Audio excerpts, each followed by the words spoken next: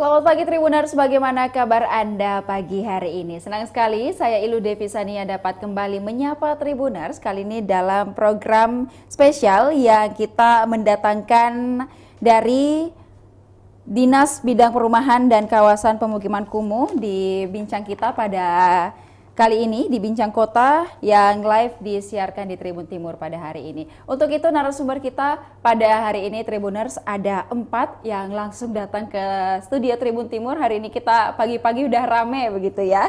Dan kita akan memperbincangkan terkait pencegahan atau pengurangan kawasan kumuh di Kota Makassar.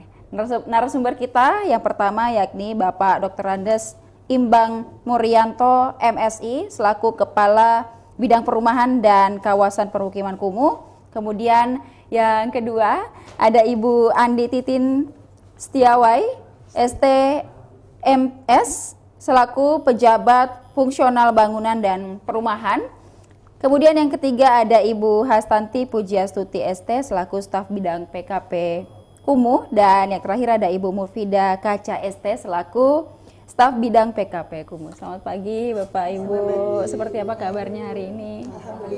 Alhamdulillah baik. Nah, Bapak Ibu hari ini kita pagi-pagi boleh berbincang begitu di studio Tribun Timur terkait tema kita pada pagi hari ini, pencegahan ataupun pengurangan kawasan kumuh di Kota Makassar. Nah, sebelum kita jauh membahas hal tersebut, mungkin boleh kita memberi pengantar begitu dengan menjelaskan seperti apa Bapak dan Ibu terkait kinerjanya hingga hari ini di Dinas Kota Makassar. Siap, ya. Selamat pagi Mbak Ibu. Ya, selamat pagi para pemirsa semuanya. Di sini kami berempat ya dari Dinas Perumahan dan Kawasan Permukiman. Ya, kebetulan di Dinas Perumahan dan Kawasan Permukiman itu terdiri atas 4 bidang. Ya, dan 1 UPT dan 1 sekretariat. Salah satu bidang di Dinas Perumahan adalah bidang kami, yaitu bidang perumahan dan kawasan permukiman kumuh. Ya, jadi ada satu bidang lagi yang hampir sama mirip, yaitu bidang perumahan dan kawasan permukiman. Itu aja, jadi tidak ada kumuhnya, tapi kami spesialis ada kumuhnya. Ya, kumuh inilah yang merupakan tugas kami. Ya. Makanya di dalam pertemuan hari ini ya kami memberikan judul ya, tema yaitu pencegahan perumahan dan kawasan permukiman kumuh di Kota Makassar. Ya, baik. Nah, sejauh ini mungkin Pak seperti apa terkait pemukiman kumuh di Kota Makassar sendiri, apakah sudah bisa tertangani atau mungkin masih banyak PR yang perlu dikerjakan begitu Pak? Ya. Di bidang kami yaitu bidang kawasan, bidang perumahan dan kawasan perumahan kumuh itu terutama menangani terkait dengan pencegahan, ya. Pencegahan supaya perumahan dan perumahan kumuh di Kota Makassar ini bisa tidak berkembang, bisa tertangani, ya, bisa berkurang bahkan, ya, sehingga kumuh di Kota Makassar ini bisa tertangani dengan baik. Baik, nah selanjutnya terkait peran dari Dinas Perumahan dan Kawasan Permukiman Kota Makassar untuk penanganan pemukiman kumuh ini sendiri mungkin seperti apa hingga hari ini, mungkin dari program kerja dan lain sebagainya Pak, seperti apa? Ya, apa yang ini mungkin saya cerita dari awal ya. Iya, boleh. Nah, ya, Dinas Perumahan dan Kawasan Permukiman Kumuh ini awalnya itu menjadi bagian dari Dinas KPU-an awalnya. Pada tahun 2015 ya, Bu Titin, 2015 itu kami berdiri sendiri ya, lepas dari Dinas Perumahan, Dinas PU ya, dan kemudian berdiri namanya Dinas Perumahan dan Kawasan Permukiman ya. Kenapa ini menjadi penting di Kota Makassar ya? Karena memang Kota Makassar menjadi kota metropolitan ya, yang penduduknya itu 1,7 juta jiwa lebih ya untuk siang hari ya. Nah, ini perumahan itu perlu dilakukan penataan. Ya. Di sini perumahan itu identik dengan perumahan yang perumahan formal ya, yang swadaya dan non swadaya. Apa yang kami tangani adalah perumahan yang swadaya ya, yang perumahan swadaya. Bagaimana itu perumahan swadaya? Perumahan yang langsung yang masyarakat itu melakukan mendirikan, membangun, mengadakan penyediaan sendiri itu rumah, tapi regulasi aturannya tetap diatur oleh pemerintah. Nah, ini yang pentingnya ya, kita mengatur regulasi dan aturan itu supaya perumahan itu bisa terlaksana dengan baik. Adapun kawasan kumuh itu sendiri ya, di Makassar itu awalnya ada sekitar tahun 2015 itu ada sekitar 600-an hektar lebih ya. Kawasan kumuh di Kota Makassar yang tersebar di Kota Makassar ini. Nah, inilah yang kami lakukan penataan dengan berbagai program yang ada di Kota Makassar ya. Mungkin nanti Ibu Titin bisa cerita lebih lanjut ini terkait dengan karena beliau ini seniornya di Dinas Perumahan. Saya baru 2 tahun di Makassar ya. Ini ibu-ibu ini yang hadir di sini seniornya beliau yang mengetahui perkembangan seawal bagaimana Dinas Perumahan dan penataan kumuh ini. Iya, baik. Kalau Ibu Titin seperti apa, Bu? Mungkin dari dasar pelaksanaan dalam menjalankan tugas, kemudian di lapangan mungkin seperti apa? Boleh cerita juga, Bu? Oke, terima kasih Mbak Lu dan Tribuners sekalian. Selamat pagi. Bahwa regulasi yang mendasari kami melaksanakan tugas yang pertama ya tentu saja Perwali ya, Perwali nomor 76 tahun 2021 terkait dengan pembentukan dari Dinas Perumahan dan Kawasan Permukiman itu sendiri. Dalam Perwali itu ada tupoksi dari bidang kami, bidang perumahan dan kawasan permukiman, bahwa bidang kami itu diberikan tugas dan fungsi pokok itu untuk mengkoordinasikan dan menyusun serta melaksanakan kebijakan terkait dengan pencegahan dan peningkatan kualitas perumahan kumuh dan pemukiman kumuh. Terus regulasi selanjutnya itu ya tentu saja ya regulasi pokok dalam perumahan dan pemukiman itu adalah Undang-Undang Nomor 1 tahun 2011 tentang perumahan dan permukiman, di mana di dalamnya itu disampaikan bahwa perbaikan terhadap kawasan kumuh itu adalah menjadi tanggung jawab pemerintah. Dan selanjutnya ada Undang-Undang Nomor 23 tentang pemerintahan daerah. Di dalamnya itu diatur tentang pembagian kewenangan penanganan kawasan kumuh itu dari pemerintah pusat, pemerintah daerah, pemerintah provinsi maupun pemerintah kota dan kabupaten. Di mana untuk kawasan kumuh yang di atas 15 hektar itu menjadi tanggung jawab pemerintah pusat, sedangkan pemerintah provinsi menangani kawasan kumuh yang berada dengan luas 10 hektar dan di bawah 15 hektar. Sedangkan pemerintah kota kabupaten sendiri menangani kawasan kumuh dengan luas di bawah 10 hektar. Itu selain itu kita juga ada peraturan pemerintah terkait penanganan perumahan dan kawasan kumuh, ada Permen PUPR tentang pencegahan perumahan dan permukiman kumuh, serta kita ada peraturan daerah Kota Makassar itu terkait dengan pencegahan dan penanganan perumahan dan kawasan kumuh. Selain itu kita juga ada Perwali ya Pak terkait dengan penetapan kawasan-kawasan kumuh yang tersebar di seluruh Kota Makassar. Inilah yang menjadi acuan kami untuk melaksanakan tugas dalam melaksanakan tupoksi kami di Dinas Perumahan dan Kawasan Permukiman Kumuh. Iya. Mungkin begitu Mbak Nia. Baik, dan juga Ibu tadi sudah menjelaskan seperti apa mungkin landasan, kemudian juga aturan-aturan yang Ibu dan rekan-rekan di dinas jalankan begitu. Nah, sejauh ini Bu pada saat survei ke lapangan mungkin dan lain sebagainya, apa masalah utama yang sering ditemukan makanya sampai ada permukiman kumuh di Kota Makassar? Mungkin terkait kedisiplinan warga dalam membuang sampah dan lain sebagainya, Bu. Oke. Jadi saya lanjut Pak. Ya. Boleh? 6 indikator.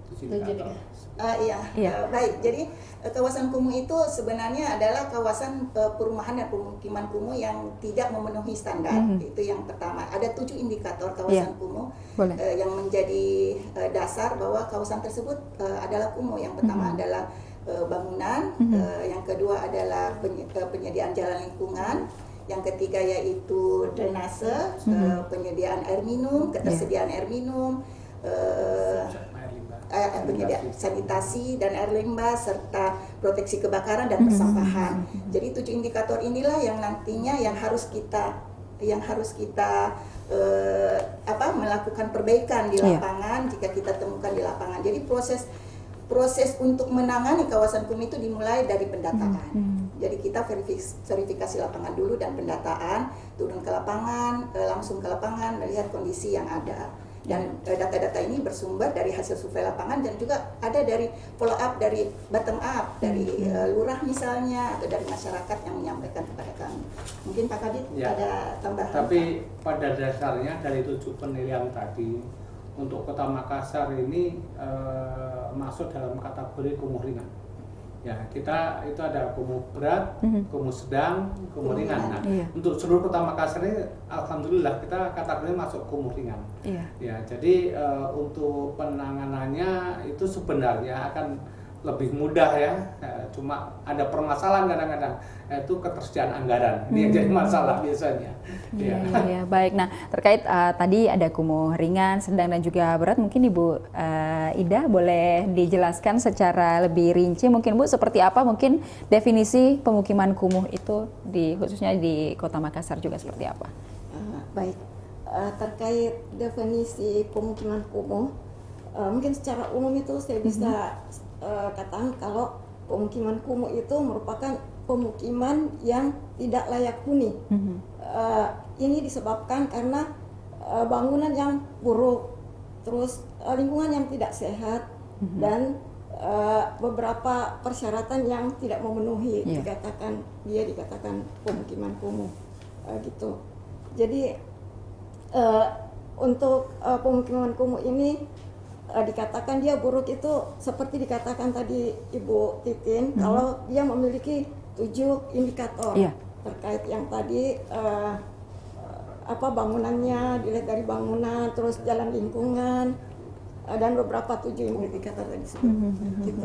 Baik, jadi kita melihat kembali apakah 7 indikator itu ada pada permukiman tersebut, baru kita bisa mendefinisikan begitu ya Pak ya. Ini termasuk golongan ringan kah, berat ataupun juga sedang begitu. Nah, baik, dan juga Pak Kabid mungkin terkait perkembangan penanganan pemukiman kumuh di Kota Makassar hingga hari ini seperti apa Pak? Ya. Perkembangan penanganan pemukiman ini terkait dengan program-program yang ada di Kota Makassar semuanya. Kalau di Kota Makassar ini sebenarnya penanganan kumuh itu sudah kita tahapan lama, sejak masa Orde Baru ya sampai dengan reformasi, dan sekarang Indonesia Maju ini kita sudah nangani terus sebenarnya. Dulu ada namanya program swadaya, kemudian ada program PNPM mandiri, ada program sanitasi masyarakat, ada program pengelolaan air minum masyarakat Pangsimas misalnya, kemudian ada program kota tanpa kumuh.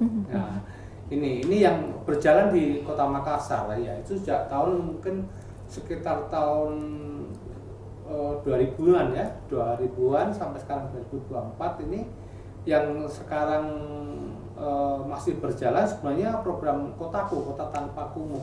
Cuma ini untuk Kota Makassar sudah tidak didampingi lagi oleh Bank Dunia ya, kita diminta untuk mandiri lah untuk di Kota Makassar ini dengan pengelolaan dari dana APBD maupun dari dana APBN atau DAK. Ya.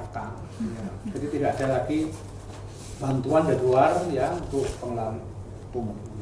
Nah, perkembangannya ya, kalau tahun 2015 ya, data awal yang kami pegang waktu itu dari hasil program kota tanpa kumuh itu ada 650 hektar. Ya, kemudian pada tahun 2018, 3 tahun kemudian dengan adanya program Kotaku ya, ini berkurang jadi 426 hektar ya di Makassar. Makassar, kemudian tahun 2021 berkurang lagi 427 hektar, ya. Kemudian sekarang terakhir tuh tinggal 299, ya. Mungkin sudah hampir berapa 70% lah kami tangani, ya. 60-70% yang tertangani di Kota Makassar. Nah, kawasan kumuh ini sendiri di Kota Makassar, ya, untuk saat ini kami bagi menjadi 18 kawasan. Iya. Ya, 18 kawasan, dan kami untuk ke depan, ya 5 tahun ke depan itu memprioritaskan 3 kawasan utama, yaitu kawasan Papang, ya, kawasan Taluk Panakukang, kemudian kawasan maritim Tamalate. Ya, itu ada 3 prioritas. Yang lainnya tetap kami tangani, tetap kami tangani, tetapi mungkin tidak seintensif yang 3 kawasan ini. Ya. Kalau untuk 3 kawasan ini kami merancang untuk dilakukan pengusulan ke pusat, ya, seperti yang pernah kami lakukan di Kecamatan Mariso, di Kelurahan Bontoranu. Ya, ini kami lakukan secara terintegrasi, ya, terintegrasi secara bersama gitu. Bila dalam satu kawasan itu, kalau tadi kumuh itu dilihat dari 7 indikator, ya, ya, indikator ada bangunannya, ada jalan lingkungannya, ada drainasenya, ada air minumnya, ada sanitasinya, ya, kemudian ada persampahannya. Nah, ini penasaran integrasi semuanya kita tangani itu, semua kita tangani. Tapi memang butuh anggaran yang cukup besar, itu makanya kami sementara lagi mengusulkan lagi untuk ke depan untuk 3 kawasan prioritas tersebut. Iya, baik. Mungkin Pak juga dapat disampaikan kepada Tribuners mungkin yang sedang menonton ini, ada dari 3 kawasan tersebut mungkin Pak. Nah, mungkin kondisi di 3 kawasan itu sampai 3 kawasan ini menjadi prioritas mungkin seperti apa Pak? Apakah memang sudah lumayan parahkah di antara daerah-daerah lainnya atau seperti apa? Ya, penilaian itu berdasarkan atas 7 indikator tadi kami nilai. Ada skornya, ya Mbak. Iya. Ada skornya dari sisi bangunannya bagaimana, misalnya sekian persen bangunan tidak layak huni misalnya, tidak sehat misalnya. Kemudian jalan lingkungannya bagaimana kondisinya? Iya. Ya, sekian persen tidak layak huni. Jadi kami ranking, ya, kami skor sehingga 3 wilayah tersebut aja merupakan ranking yang perlu kita tangani secepatnya. Iya, baik. Tadi juga Bapak sudah menyinggung sedikit soal anggaran begitu. Nah, kalau terkait anggaran kita pasti membahas terkait bagaimana pembiayaan penanganan kumuh di Kota Makassar. Ibu Tanti mungkin dapat menjelaskan terkait hal tersebut. Terima kasih sebelumnya.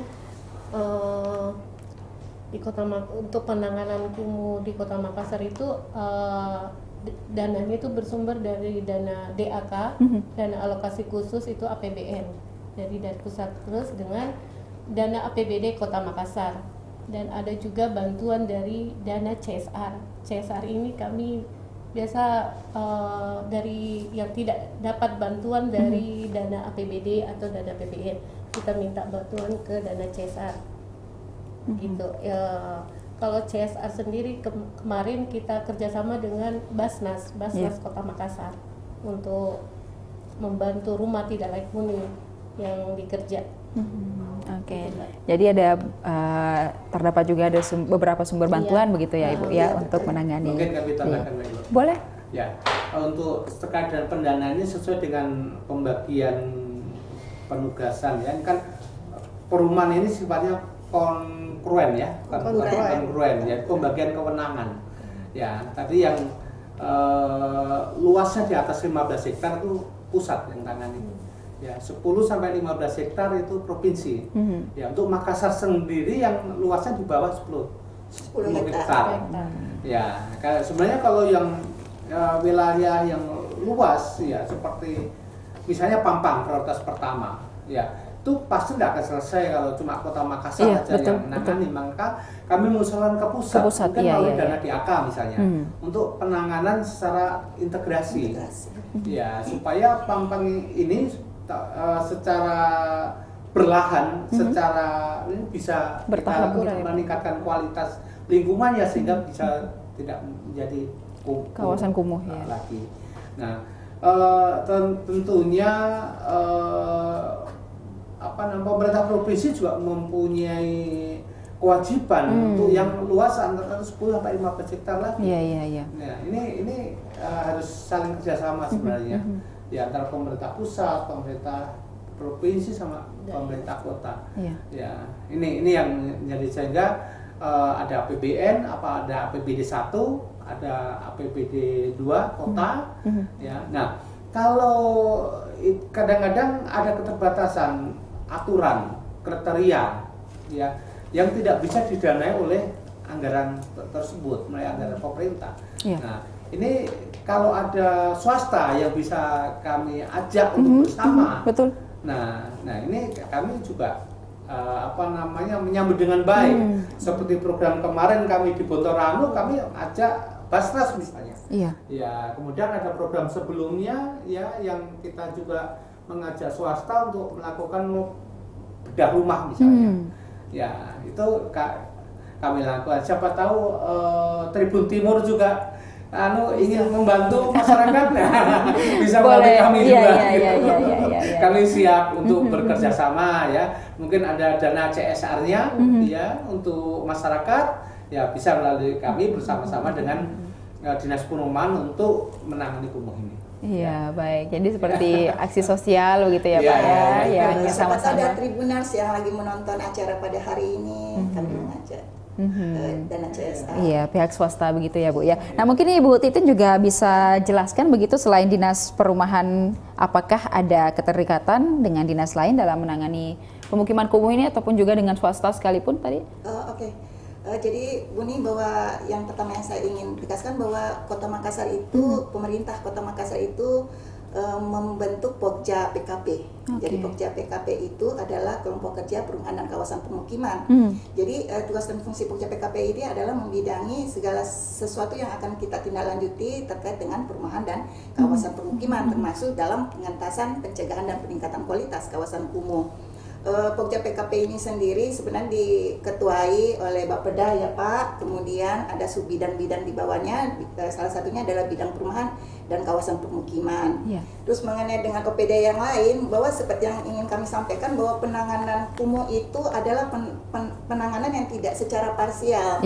Kita harus berkolaborasi antar semua OPD yang ada Kota Makassar maupun dengan pihak swasta dan pihak lainnya. Tapi kalau misalnya dari 7 indikator tadi yang kami sudah sampaikan, bahwa penanganan itu misalnya kita bekerja sama dengan Dinas Pekerjaan Umum untuk perbaikan drainase, sanitasi dan limbah. Terus untuk perbaikan persampahan kita berkolaborasi dengan Dinas Lingkungan Hidup, pihak kelurahan dan kecamatan, serta untuk misalnya proteksi kebakaran, kami bekerja sama dengan kami disupport dan berkoordinasi dengan pemadam kebakaran untuk penyediaan alat pemadam api ringan, serta memberikan edukasi kepada masyarakat bagaimana mengantisipasi dan bagaimana mencegah terjadinya bencana kebakaran misalnya.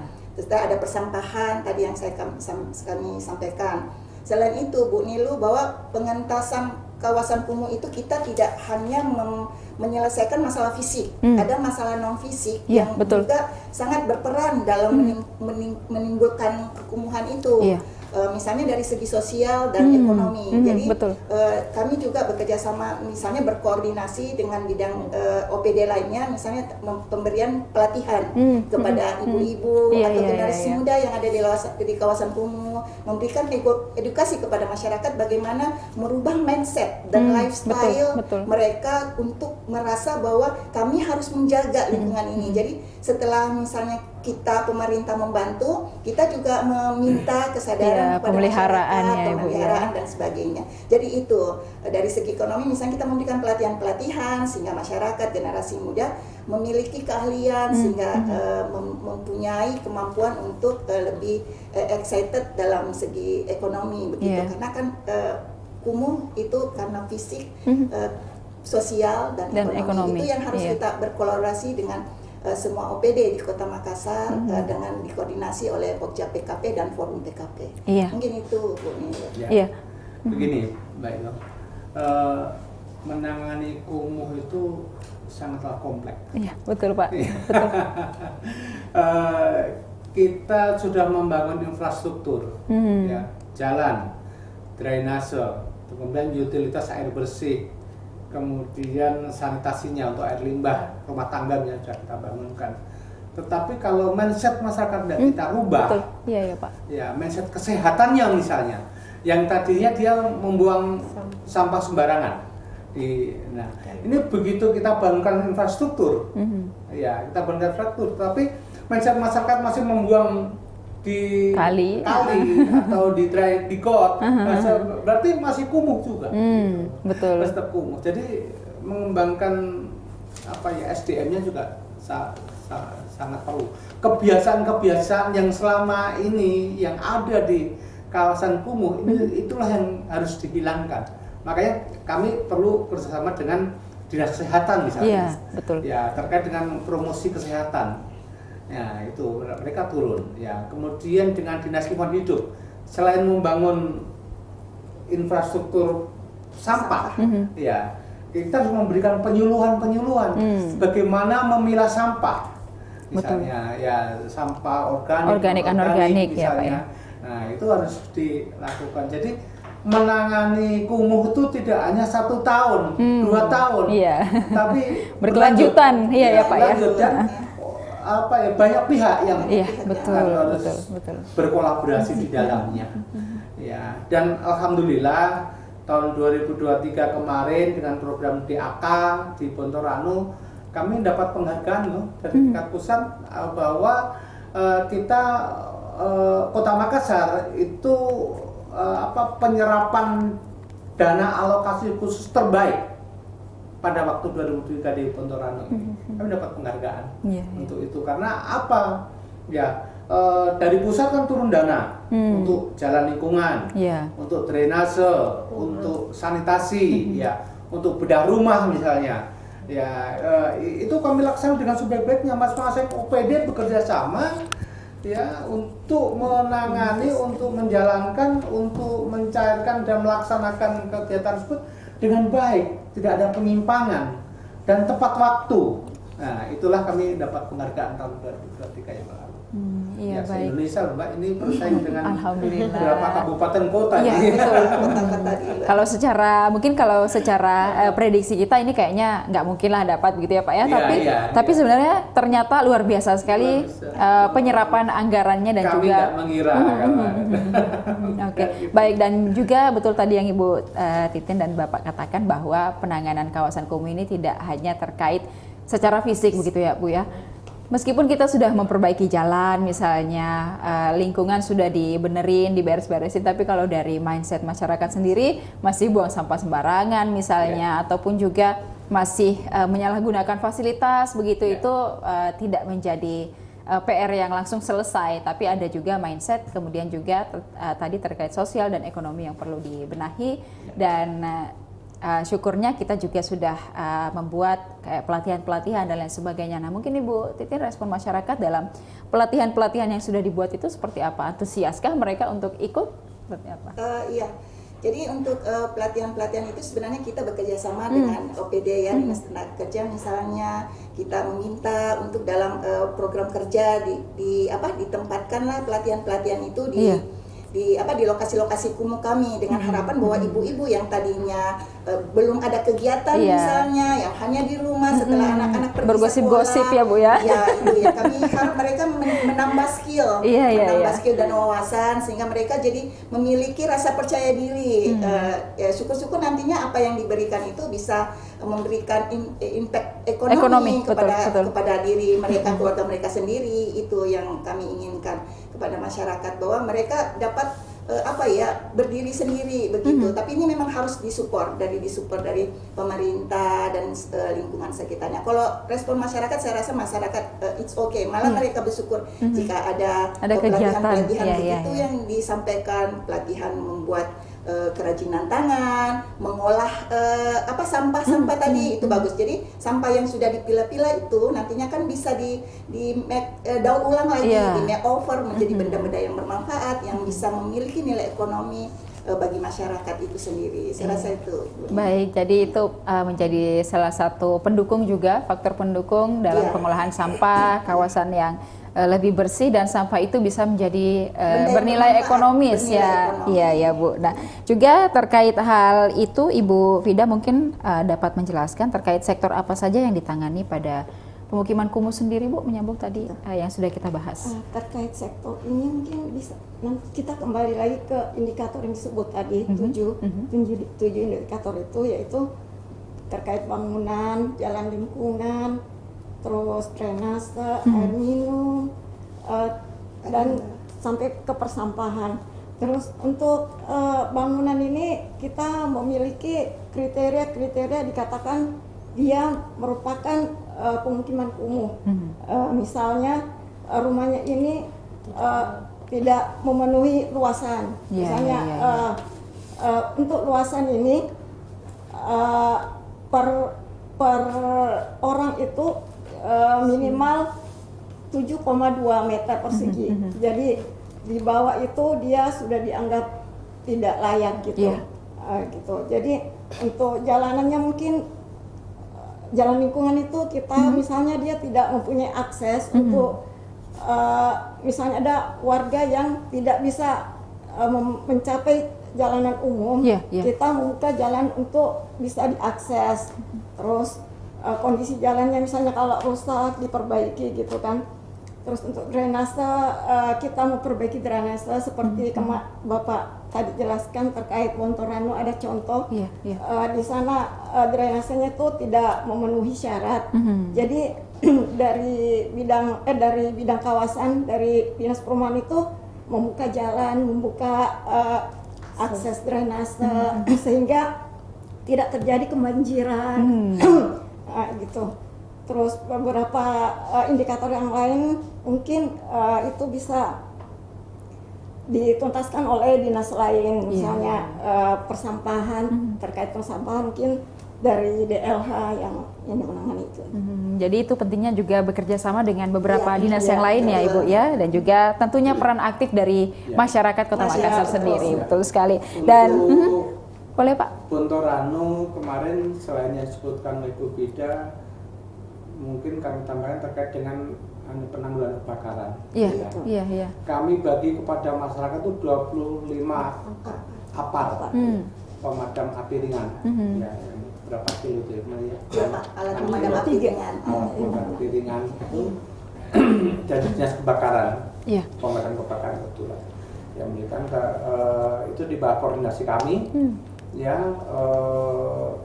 jadi kami tidak bisa membagikan ke seluruh masyarakat ya, tapi kami petakan, ya, kami pilih tokoh-tokoh masyarakat yang ada di situ untuk menerima bantuan alat pemadam tersebut, sehingga kalau ada kebakaran minimal bisa membantu. Ya. Dan kami lakukan pelatihan juga. Iya, betul, tentu. Pelatihan, ya. Jangan sampai dibagi dan tidak tahu pakainya ya Pak ya. Tidak tahu pakainya. Ya, kami lakukan pelatihan langsung pada masyarakat pada waktu itu. Nah, nanti untuk kontrol monitoring berikutnya tentunya Dinas Pemadam Kebakaran yang melakukan. Ya, begitu. Jadi kami di bidang itu sifatnya mengkoordinir, Mbak, ya, melakukan koordinasi dengan kita tadi dinas-dinas lain yang terkait. Oh, di sana butuh ini, di sana butuh ini, di sana butuh ini. Butuh lampu jalan, kita koordinasi dengan dinas perhubungan. Karena jalan yang sudah dibangun itu sudah diperbaiki itu kan butuh penerangan. Ya, jadi lebih aman, lebih nyaman bagi masyarakat. Kita berkoordinasi dengan dinas perhubungan ya Pak untuk penyediaan lampu di lorong-lorong itu.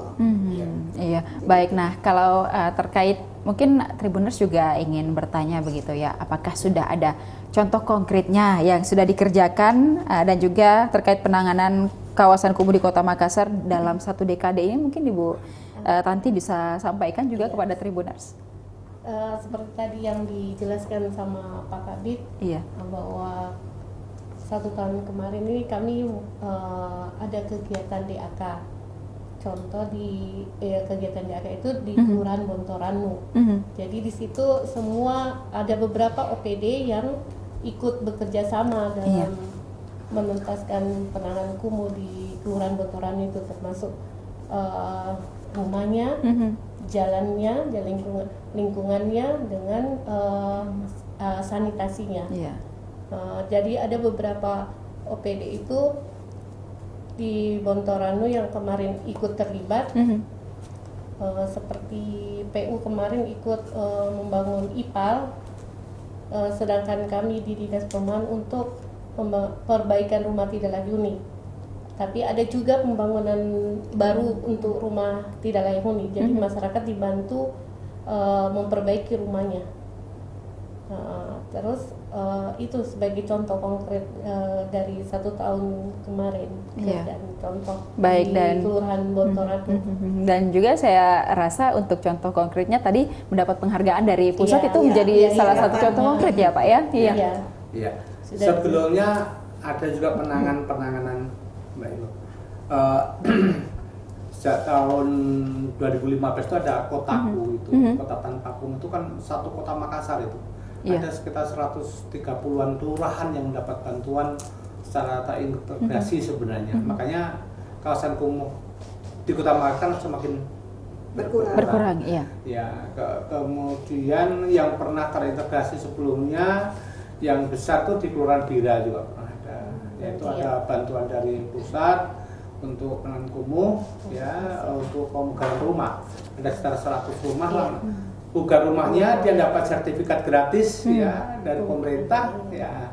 Terus sama dengan di Bontoran juga gitu. Di pugar rumahnya dapat sertifikat gratis juga dari pemerintah. Nah, itu kami lakukan program itu kemarin. Kemudian di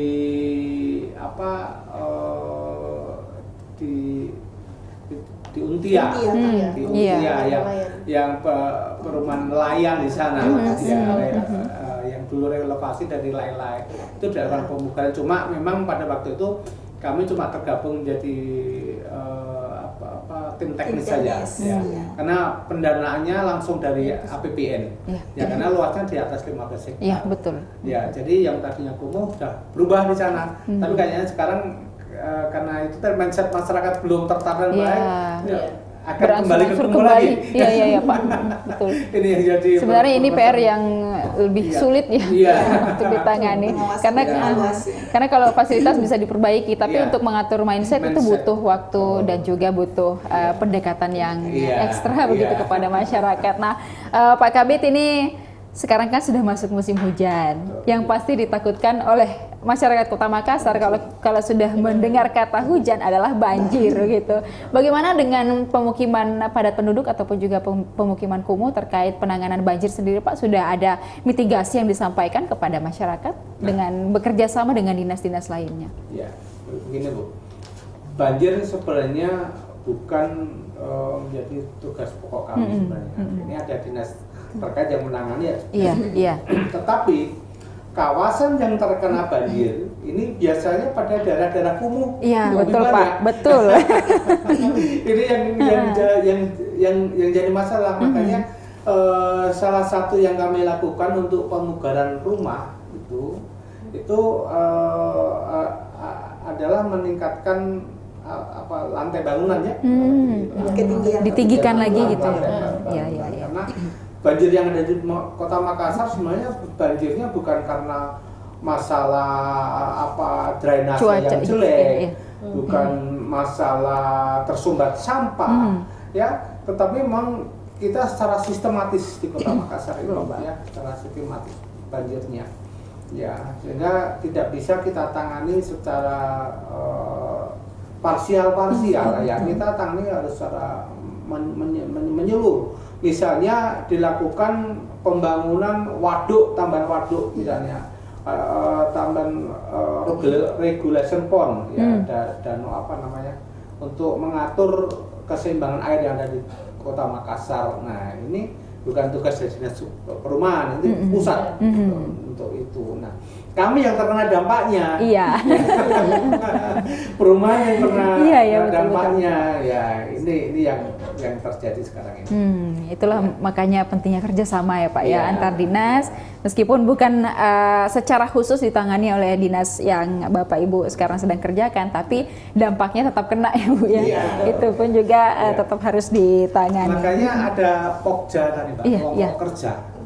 Kelompok kerja perumahan dan kawasan permukiman, Pokja PKP, yang ini langsung diketahui oleh Bapak Sekda, ya, kemudian sekretariatnya ada di Bapeda. Nah, di situ dinas perumahan dan kawasan permukiman itu selaku wakil ketua kalau tidak salah di situ. Iya. Nah, kemudian di bawahnya ada tim ya yang nangani drainase, ada tim yang nangani air bersih, ada tim yang nangani sanitasi, yang nangani perumahan kumuh ya ada di kami, khususnya yang terkait dengan pemugaran rumah misalnya. Nah, itu ada di kami. Jadi mungkin ada tribuners yang akan mengusulkan pemugaran rumah tidak layak huni, silakan ya bersurat ke Dinas Perumahan dan Kawasan Permukiman. Ya tentunya surat tersebut ya diketahui oleh lurah. Ya, oleh lurah. Jadi secara bertahap ya ada usulan dari RT, lurah, baru nanti kami akan masukkan ke dalam long list kami ya. Kemudian kami akan survei, mau verifikasi ke lapangan ya. Setelah itu kami nilai ini layak memberikan bantuan atau tidak. Nah, setelah layak, nah mungkin ada dana dari mana, dari mana ya kita dipugar, ya. realisasikan nantinya. Ya. Ya. Baik, dengan tentunya dengan ada bantuan seperti ini, Tribuners yang juga perlu tekankan bahwa jangan sampai bermalas-malasan ya Ibu ya, karena ada nanti sudah ada bantuan kita ini aja. Nah, mungkin ada syarat ya, syarat kalau terima bantuan. Iya. Jangan sampai mengajukan saja gitu. Iya. Mungkin boleh disampaikan Bu. Mungkin Bu siapa yang bisa sampaikan? Bu Tita atau Bu? Kita di titik. Bu Bida. Ya. Bu Pida aja deh, Bu Pida. Syarat-syaratnya Bu. Untuk Iya. syarat penerima bantuan itu ada beberapa, yaitu tapi yang inti itu ada 3. Yang jelas dia MBR, terus kondisi rumah memang buruk dan alas hak. Itu yang 3 yang inti. Untuk yang lainnya mungkin ada beberapa juga sih, cuman saya rasa inti dari syarat Bantuan itu. itu MBR, alas hak dan kondisi rumah itu. Tambahin saja. Mungkin. Tambahin Bu. Jadi kita istilahnya calon penerima bantuan Bu nih. Jadi masyarakat yang kita utamakan untuk mendapatkan bantuan itu, yang pertama dia harus domisili di Makassar, berKTP tentu. Makassar. Betul. Ya. Yang kedua Nanti alas orang Maros haknya, mengajukan, Bu. betul, ya. Yang kedua ada alas haknya harus jelas, ya kepemilikannya harus jelas. Kalaupun belum memiliki surat tanah, mungkin ada surat keterangan apa nanti nanti verifikasi diuruskan lagi. juga. Yang ketiga kondisi rumah tidak layak huni, yang ada kerusakan di atap, lantai, dinding, istilahnya Aladin misalnya. Yang keempat adalah MBR, masyarakat berpenghasilan rendah. Jadi definisi masyarakat berpenghasilan rendah itu sendiri dalam Undang-Undang Nomor 1 itu adalah masyarakat yang memiliki keterbatasan kemampuan untuk memiliki rumah sehingga butuh support dari pemerintah itu. Yang kelima, belum pernah menerima bantuan sebelumnya ya. Kenapa? Karena banyak masyarakat kita yang membutuhkan bantuan, jadi kita harus sama rata gitu ya. Betul. Adil ya Bu ya. Sudah mendapatkan bantuan perumahan beberapa tahun sebelumnya, kita berikan ke yang lain itu. Jadi nanti masyarakat Tribuners bisa bersurat memberikan datanya kepada RT, RW, kemudian ke kelurahan secara kolektif nanti akan bersurat ke Dinas Perumahan dan akan seperti disampaikan Pak Kabid akan menjadi long list kami untuk turun ke lapangan disurvei untuk juga verifikasi data tersebut. Dan kemudian jika ada anggaran terkait dengan anggaran lagi betul. Pak Kabid. Ya, jadi ini juga menjadi masalah inti ya. Serta-merta kami bisa bantu. Iya. Ada anggarannya, ada anggaran kuota berapa yang bisa kami berikan baik dari itu APBD maupun dari APBN. Kalaupun ada persyaratan yang tidak bisa dipenuhi oleh anggaran APBN dan APBD, biasanya kami meminta mencari CSR yang bisa membantu kami untuk membantu menyelesaikan itu peningkatan kualitas rumah tidak layak huni. Iya, Ada CSR satu atau swasta. permasalahan yang penting kan ya Ibu Pak. Iya. Cuma rumah satu-satunya. Rumah satu-satunya. Iya. Dia Betul, punya siapa tahu rumahnya bagus daerah lain ya. Atau rumah yang disewa. Iya, iya, Bisa iya. rumah Betul, kontrakan betul, itu betul, belum. Dia harus memiliki tinggal di rumah itu dan bukan disewa ya, milik sendiri dan belum punya rumah. Rumah satu-satunya. Kalau udah punya 2 rumah berarti bukan MPR lagi kayaknya. Iya. Iya, jangan sampai rumahnya yang satu lebih bagus gitu Iya, ya, Bu ya. ada rumah satu dikontrakkan. Iya, betul Ya, gitu. sekali. Ya, gitu. Dan juga terkait hal ini tadi yang paling penting juga belum pernah mendapatkan bantuan sebelumnya ya Bu ya, Iya. terkait pemeliharaan atau Pemerataan. juga pemerataan ini. Nah, jangan sampai nanti sudah pernah dibantu tapi yang punya rumah ini yang tidak bisa merawat rumah akhirnya rusak lagi rumahnya, minta bantuan lagi, itu kan tidak adil bagi orang-orang Iya, yang di sekitarnya yang belum pernah mendapatkan bantuan. Dan sedikit saya tambah, ada kemampuan untuk berswadaya. Iya. Ya kan Pak? Ya. Jadi dana bantuan dari pemerintah itu tidak banyak. Jadi ada aturannya memang. Ya, secara stimulan. Jadi kita mengharapkan ada swadaya dari masyarakat. Swadaya dari masyarakat itu sendiri tidak hanya berupa uang, tapi bisa berupa tenaga, gitu. Jadi kadang begini, contoh konkret yang bisa kami perlihatkan, misalnya dalam lokasi kegiatan program DAK integrasi kami kemarin di Kelurahan Bontorano, bahwa dalam kegiatan peningkatan kualitas rumah tidak layak huni dengan dana yang kami berikan itu 17,5 juta misalnya untuk peningkatan kualitas, 15 juta untuk penyediaan bahan dan 2,5 juta untuk upah. Itu kami pastinya memerlukan swadaya dari masyarakat. Misalnya beberapa calon penerima bantuan kami itu ada yang berprofesi sebagai buruh bangunan misalnya, atau ada keluarganya. Iya, jadi mereka memberikan swadaya support kepada kami untuk itu, atau ada apa ya yang mereka bisa jual dulu misalnya, gitu ya. Jadi kami mohon minta ada artinya tetap kerjasama swadaya dari masyarakat. Jadi masyarakat jadi ada semangat, ada stimulan gitu loh. Artinya tidak bisa terima beres Tidak ya bisa Bu ya. terima beres. Kayak program-program bedah rumah yang di TV Bedah biasa. rumah, Diajak jalan-jalan dulu. Langsung berdiri, bisa. Kami pemerintah butuh swadaya dari masyarakat. Jadi rasa memilikinya lebih tinggi. Iya, betul. Mereka juga merasa percaya diri bahwa ini hasil dari pemerintah dan mereka sendiri kan untuk menyelesaikan bedah rumahnya. Jadi artinya setelah punya rasa memiliki itu, rasa untuk memelihara dan menjaga juga tentunya lebih ada ya Bu ya. Dan yang terjadi begini Mbak Nilu, misalnya kita kan bantuan rumah itu ada 2 jenis. Iya. Ya, rumah dibangun baru, ya PB bangun baru, kemudian ada yang peningkatan kualitas. Kalau yang dana DAK kemarin selama tahun 2022 kemudian 2023 itu ada pembangunan baru kebetulan, yaitu satu rumah dapat subsidi 50 juta. 50 juta. Kalau pembangunan baru. Nah, kemudian kalau yang peningkatan kualitas itu satu rumah 20 juta. Kayak renov gitu ya Pak ya. Yang renov itu. Nah, yang terjadi di lapangan bagaimana? Ya, kadang-kadang kita juga nggak percaya yang terjadi di lapangan, karena kita bantu 20 juta tapi justru yang terjadi rumah baru. Ya, jadi pemeriksa pun kadang kaget loh. Ini 20 juta kenapa jadi rumah baru? Berarti sebenarnya masyarakat itu kalau kita stimulan, kita pancing dengan anggaran itu tadi, dia akan berusaha ya Pak ya. Nggak tahu itu bantuan dari keluarganya yang lain atau dari tetangga atau dari mana itu datang, sehingga yang tadi rumahnya tidak layak huni jadi bisa jadi 2 lantai. Ada ruko malah ya. Yang terjadi seperti itu di masyarakat itu sebenarnya. Nah, itulah yang pentingnya ada swadaya juga dari masyarakat. Ada pancingan stimulan dari pemerintah. Iya.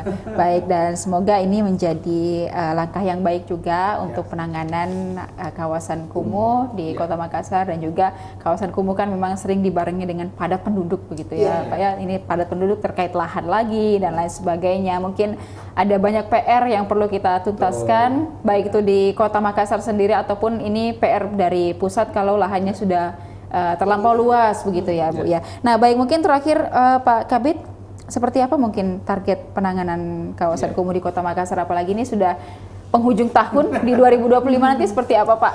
Oke. Begini ya, target penanganan kumuh kita sebenarnya mengikuti target yang ada di pusat. Iya. Karena kita bagian dari Indonesia. Ya. awalnya di RPJMN ya sampai tahun 2025 itu target penanganan kumuh itu bisa disebut atau bisa diringkas menjadi 100-0-100. Ya, apa 100 yang pertama adalah pemerintah akan memberikan pelayanan 100% untuk mendapatkan air minum yang layak dan aman. Layak dan aman. Ya, jadi sebenarnya tidak boleh ada masyarakat yang kekurangan air bersih lagi gitu, karena air minum itu menjadi bagian dari penilaian kumuh tadi. Ya, itu yang pelayanan air minum itu yang pertama. Kemudian 100, kemudian kosongnya apa? Kosong adalah 0 wilayah kumuh. Jadi kota-kota termasuk Makassar sebagai kota metropolitan di tahun 2025 ini sebenarnya itu sudah harusnya menurut RPJMN sudah tidak ada lagi kawasan kumuh seharusnya, karena kami mengacu di RPJMN itu mengacu dari perjanjian MDGs sebelumnya. Ya, itu yang terjadi. Itu target ya Mbak ya. Ya. Iya. Kemudian 100 berikutnya adalah pemerintah akan melayani 100% sanitasi yang layak ya untuk seluruh kota. Nah, kebetulan Makassar ini lagi dalam mencapai 100-0-100 itu belum tercapai, dalam rangka mencapai dalam perjalanan target ya Pak ya, targetnya ya. Semoga ya untuk tahun-tahun berikutnya ini ya pemerintah Kota Makassar termasuk Dinas Perumahan dan Kawasan Pemukiman itu bisa mendapatkan anggaran yang yang bisa menuntaskan itu semua ya, baik dari APBN, APBD ataupun mungkin ada CSR ya yang bisa membantu kami ya dalam menangani masalah kumuh ini di Kota Makassar. Iya, baik. Jadi 100-0-100 ya Pak, 100-0-100 tadi menjadi target baik itu di daerah maupun secara nasional seperti itu ya Pak ya, dan juga diembankan kepada daerah masing-masing. Semoga capai target Bapak Ibu ya. Ini sudah penghujung tahun nanti 2025, semoga kinerjanya meningkat lagi. Kami menantikan ngobrol-ngobrol bersamanya lagi kalau harapan itu saya sudah tercapai. Iya, boleh Pak. Kementerian baru. Betul. Lebih fokus juga lagi ya Pak ya. Target rumah juga meningkat dari 1 juta menjadi 3 juta. Oke, baik. Jadi ada banyak target yang kita sudah susun ya Pak ya, tapi semoga di tahun 2025 nanti dengan kabinet yang baru kita juga ini bisa tercapai semuanya, dengan tadi ada kementerian yang baru juga ya Pak ya. Semoga lebih bisa fokus menangani terkait lingkungan kawasan kumuh utamanya di Kota Makassar sendiri. Nanti seperti penghargaan-penghargaan yang sudah didapatkan semoga kembali didapatkan di tahun-tahun berikutnya ya Pak ya. Kami nantikan kabar baiknya. Terima kasih Pak Kabid, Bu Titin, Ibu sudah hadir di Tribun Timur pagi hingga siang hari ini, sudah meramaikan studio ya Pak ya, dengan beberapa informasi yang bisa diberikan kepada masyarakat, khususnya masyarakat di Kota Makassar yang saat ini masih berada di kawasan yang perlu untuk penanganan dari dinas-dinas terkait. Dan juga semoga kita bisa ketemu lagi kapan-kapan Ibu untuk berbincang terkait kawasan di Kota Makassar. Semoga selalu ada kabar baik gitu Bu. Iya. Baik, dan juga terima kasih kepada Tribuners yang sudah menyaksikan program kita pada hari ini. Jangan lupa juga untuk tetap saksikan program-program dan berita menarik lainnya hanya di kanal YouTube dan Facebook Tribun Timur, mata lokal menjangkau Indonesia. Saya Ilu Devi Sania beserta seluruh narasumber dan juga kerabat kerja pamit undur diri. Terima kasih dan sampai jumpa. Wassalamualaikum warahmatullahi wabarakatuh. Waalaikumsalam.